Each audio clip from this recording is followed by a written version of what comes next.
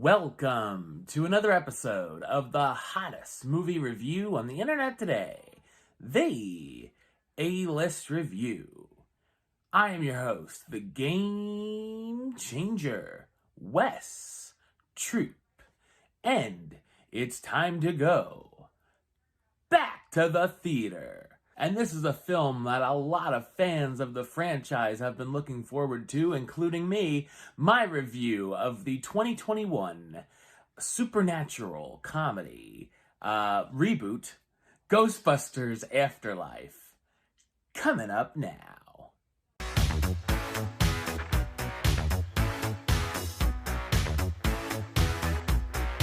Single mom, Callie, daughter of her estranged father, Egon Spengler, and her two kids, Phoebe and Trevor, moved to Egon's farm in Oklahoma after his untimely death.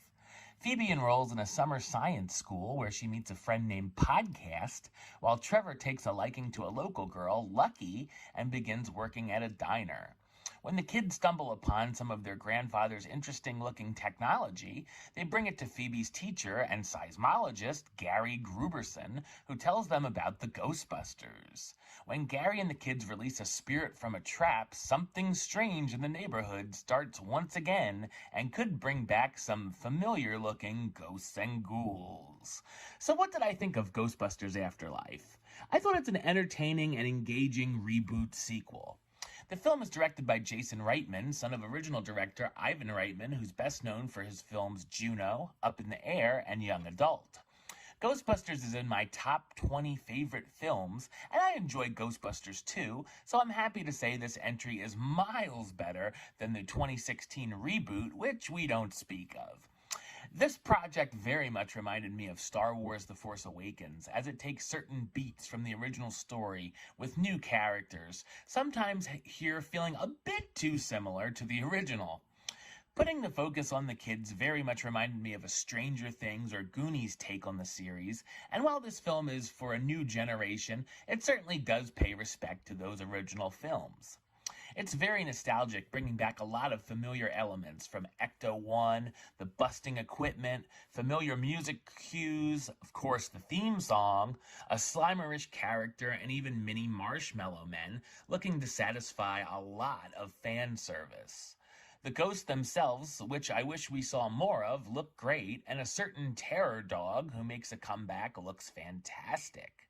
The pacing felt a little off, as the build-up here is a little slow and takes too long to get to the meat and potatoes of the film, and once we get there, it feels a little rushed. The story is very simple, but still fun, and I enjoyed seeing the characters try to figure out what Egon was up to and why he left everything and moved out to the farm. It also acts as a great tribute to Harold Ramis. There were a couple teen movie cliches, and the love story between Trevor and Lucky could get a little eye-roll inducing. I liked about half of the new characters, especially Phoebe, who's quite a chip off the old block of Egon, but others like Trevor just felt uninspired and needed more fleshing out. A lot of the humor did land, especially Phoebe's odd jokes and Podcast's one-liners. There's also a few heartfelt and even emotional scenes included that could easily make fans tear up. There are some big-time cameos which aren't too much of a secret anymore, but they're definitely awesome, and I wish they would have lasted a little bit longer. But be sure to stay for two post-credit scenes, which do have me interested in where things will go from here. The cast stars McKenna Grace as Phoebe Spengler, Egon's granddaughter, very interested in science, who stumbles upon some of her grandfather's technology. Finn Wolfhard as Trevor, Phoebe's brother, who starts working at the local diner but gets caught up in his sister's hijinks. Paul Rudd as Gary Gruberson, the middle school science teacher who's a big fan of the Ghostbusters, and Carrie Coon as Callie Spengler, Egon's daughter who never really got to know her father. Ghostbusters Afterlife is a funny and sometimes touching supernatural action comedy that certainly puts the franchise back on the right track. Number-wise, I'm going to give it a 7 out of 10, which gives it the A-list rating of do it. All right, well, that's the show. I'll be back with another review very soon. But until then, don't forget to subscribe right here on YouTube, youtube.com/westside515. Like the show on Facebook, facebook.com/westtroupealist. And of course, you can follow me on the Twitter and the Instagram @WesAList.